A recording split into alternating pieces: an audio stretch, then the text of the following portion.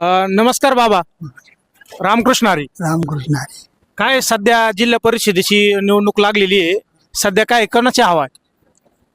आता हवा आता आपली तर काय तसं नाही काय आता चालूच आहे आता कोणला नाही म्हणा नाही. आता जे उमेदवार उभे आहेत ते माहिती आहेत का तुम्हाला कोण कोण आहेत? हा आहे ना, खंडाकडे आहेत, हा. संभाजीराव आहे, अजून असे आहेत माहिती. पण आता कोणाला काय करायचं कोणाला सांगून उपयोग नाही असं आहे ना.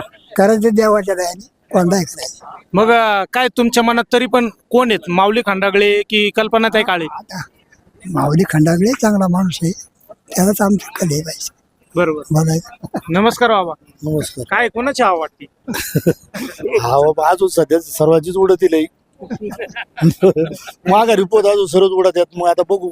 आपण पांडुरंगजी पवार जे साहेब आहेत हे त्यांच्या सुनबाईंचा त्यांनी अपक्ष उमेदवारी अर्जही भरलाय आणि जवळजवळ त्यांचे जेवढे चाहते वर्ग आहेत त्यांनी रिक्षा हे चिन्ह घेऊन म्हणजे शरददादा ज्या चिन्हावर निवडणूक लढलेत तर तालुक्याचे आमदार झालेत तर ते सुद्धा त्याच चिन्हावर निवडणूक लढवण्याच्या विचारात आहेत. तर मग त्यांनी जर माघार नाही घेतली तर मग राष्ट्रवादीमध्ये मताचं विभाजन होईल का?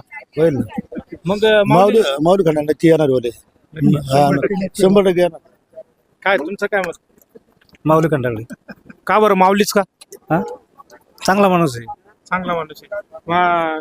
आता माऊली शेठ खंडागळे यांच्या सौभाग्यवती उभे आहेत आणि माऊली उभाटा गटाचे तालुका प्रमुख होते. त्यांच्यावर कुठंतरी एक अन्याय करून मिटिंग घेतली आणि घड्याळ आणि हे एकत्र आले तुतारी. तसं शिवसेनेचे जे माशेलवाले कार्यकर्ते आहेत ते सुद्धा माऊलींसोबत आहेत का? आहेत ना.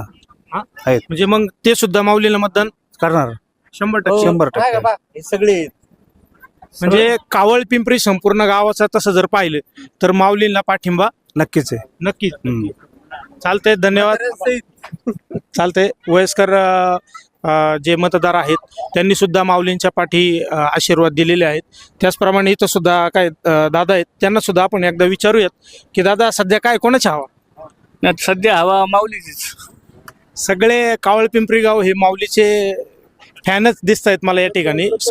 सगळ्यांच्याच मुखात माऊली आहे.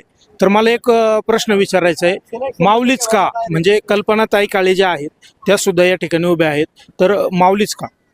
माऊलीच का असं म्हणण्यापेक्षा माऊली हा आमचा 20-25 वर्षापासून आमच्या सानिध्यात असल्यामुळं आणि काळे हे आत्ता आमच्या ह्याच्यामध्ये आलेत त्यामुळं प्रत्येक बारीक मुलाला सुद्धा माहिती आहे का माऊलीला ओळखतात बारीक मुलं सुद्धा. म्हणून साहजिकच आहे माऊलीचं नाव तोंडापुढे येणारच आहे. आणि जर समजा माऊली शेठ खंडागळे आणि पांडुरंगजी पवार या दोघांमध्येच लढत झाली अशी तरी सुद्धा तुम्ही कोणाच्या मागे राहिले? नाही तर नाही. आता अजून 2 दिवस बाकी आहेत. अजून 2 दिवसात काही होऊ शकतं बरं का. 27 तारखे 3 वाजेपर्यंत अजून काही होऊ शकतं राजकारणात. हे राजकारण आहे. बरोबर. म्हणजे आज आम्ही माऊली म्हणतोय पण 2 दिवसात त्याचं उत्तर काय नसेल अजून. त्याचं उत्तर भेटेल 7 तारखेला आपल्याला. म्हणजे माऊली शेठ खंडागळे उभाटा गटात होते ते आता एकनाथ शिंदेच्या शिवसेनेत आलेत. म्हणजे पहिल्यांदा माऊली धनुष्यबाणावर लढले आणि आता पुन्हा धनुष्यबाणाचे चिन्ह आलेले. तर तुम्हाला या जे कार्यकर्ते आहेत म्हणजे जे उभाटा गटाचे होते त्यांच्यात काही नाराजगी वगैरे असं काय वाटतं? थोडीफार नाराजगी आहे पण ते बसून की त्यांना नाराजगी त्यांनी दूर करण्याचा प्रयत्न होईल. मग तुतारी आणि घड्याळ एकत्र आले तसं उभाटाचं मशाल आणि धनुष्यबाण हे एकत्र यायला पाहिजे. हे आता नाही 2024 यायला पाहिजे होतं. माझं म्हणणं होतं का त्यावेळेस दोन्ही शिवसेना एकत्र यायला पाहिजे होतं पण त्यावेळेस उभाटावाल्यांनी जसं ताणून धरलं. मग ते ताणून धरल्यामुळं मग आता त्याचा परिणाम भोगावा लागू शकतो. म्हणजे शक्यतो लागणार नाही पण आता लागू शकतो कारण अजून मन जुळायला वेळ लागतो अजून. पण ठीक आहे, कावळ पिंपरी जुळले, पारगाव जुळले पण अजून लिंबगाव जुळत नाही उभाटामध्ये. अजून शिरोली सुलतानपूरचा काही विषय बाकी आहे.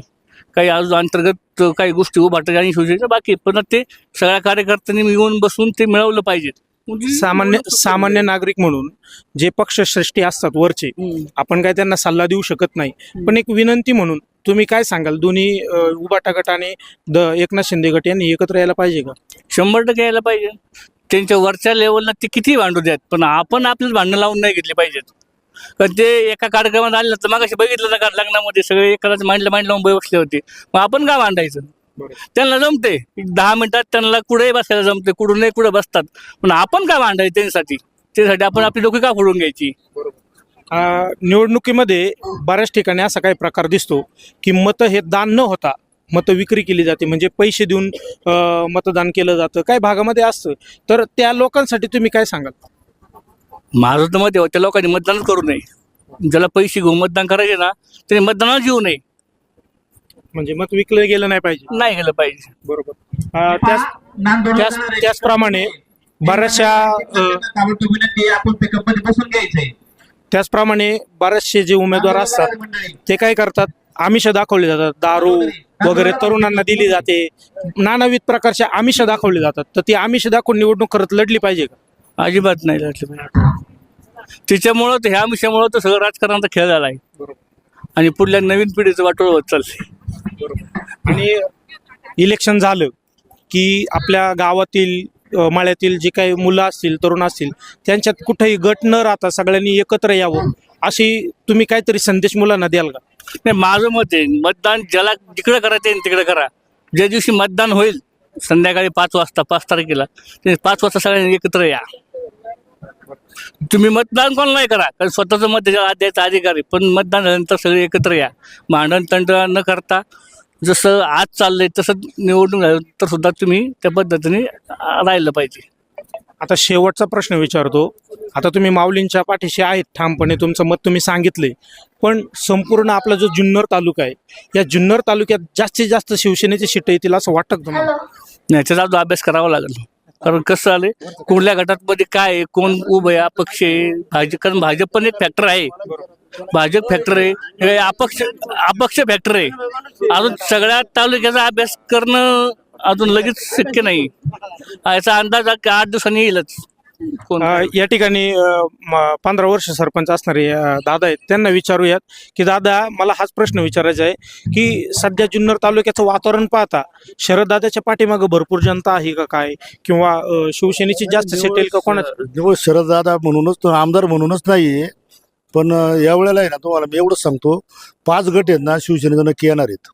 5 गट. हा, आणि घड्याळाची घड्याळाचं 2 गट येतील. 2. कोणते गट येतील वाटतं? आता अंदाज- अंदाज. असं हे तर फार झालं, नाही, एक अंदाज 2 गट आहेत त्यांचं, आणि एक आशाताईचा गट एक येणार येतो. अशा ताईचा गट म्हणजे भाजप का? भाजप.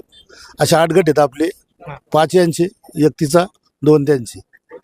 चालतंय. दादांनी त्यांचा 15 वर्षाचा अनुभव या ठिकाणी सांगितलाय. तुम्हा सर्व कावळपिंपरी गावाचे ग्रामस्थ आहेत, त्यांना उद्याच्या 26 जानेवारीच्या मनपूर्वक शुभेच्छा देतो आणि सर्वांना विनंती करतो, कुठलाही निपक्षपातीपणा, कुठल्याही भूलथापांना बळी न पडता, आमिषाला बळी न पडता सर्वांनी मतदान करा, एवढी विनंती करतो. धन्यवाद.